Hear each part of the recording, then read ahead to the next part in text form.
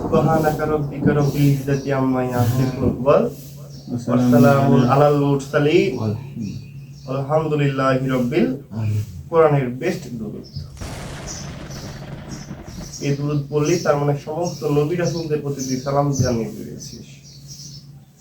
তুই আল্লাহকে যদি নাও মানিস, একটা আল্লাহর জায়গায় যদি 10টা আল্লাহকে খাড়া করিস, এটা একটা আল্লাহ, এটা একটা আল্লাহ, এটা একটা আল্লাহ, আল্লাহর মান সম্মানে কোনো ঘাটতি আসে না।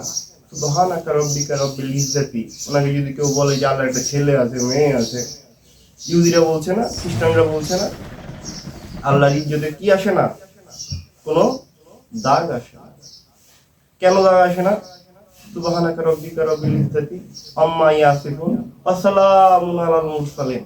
আল্লাহ নিজেই বলছে যে আমার এই যে মুরসালিন বান্দাকালা যেটি পাঠিয়েছি, নবী রাসূল যেটি পাঠিয়েছি, এটি তো আমাকে ডাকে।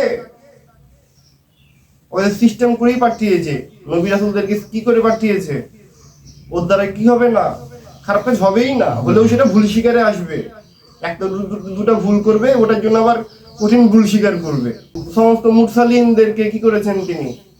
আসসালামু আলাল মুরসালিন। তোর উপর সালাম দেয়নি, আমাদের প্রতি কি দেয়নি? আল্লাহর কি হলেই যথেষ্ট? মুরসালিন বান্দাগুলো আছে, নবী রাসূল আছে, তাদের প্রতি সবার প্রতি সালাম। আলহামদুলিল্লাহি রাব্বিল, তাই না? এটা হচ্ছে কোরআনের বেস্ট দুরূদ।